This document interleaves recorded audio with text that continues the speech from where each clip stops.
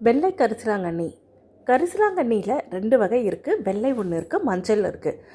இந்த கரிசலாங்கண்ணியில் நிறைய மருத்துவ குணங்கள் இருக்குது. லிவர் டீடாக்ஸ் பண்ணுறதுல இதை விட ஒரு சிறந்த மருந்து எதுவும் கிடையாது. இதை பொதுவாக ஒரு டீ மாதிரி கொதிக்க வச்சும் குடிக்கலாம், தண்ணியில் போட்டு. ஹேர் ஆயிலுக்கு யூஸ் பண்ணுறாங்க. முக்கியமாக இப்போ இருக்க ஜென்ரேஷனுக்கு எல்லாருக்குமே க்ரே ஹேர் அதிகமாக இருக்குது. அவங்கெல்லாம் இந்த கரிசலாங்கண்ணியை இன்னும் கொஞ்சம் மூலிகைகள் சேர்த்து எண்ணெயாக காய்ச்சி பயன்படுத்தலாம்.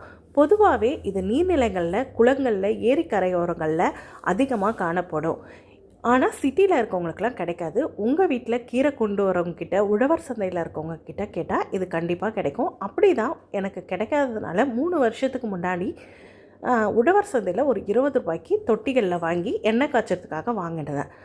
இப்போ இதோட விதைகள் விழுந்து மாடித்தோட்டம் ஃபுல்லாகவே ஒரு 10 க்ரோ பேக்ஸில் முளைச்சிருந்துச்சு. ஹேர் ஆயில் காய்ச்சறது போக மிச்சத்தை இந்த மாதிரி கிரைண்டரில் போட்டு அரைச்சி ஒரு கூடை ஃபுல்லாக இருந்ததுனால இந்த மாதிரி வடையாக தட்டி யூஸ்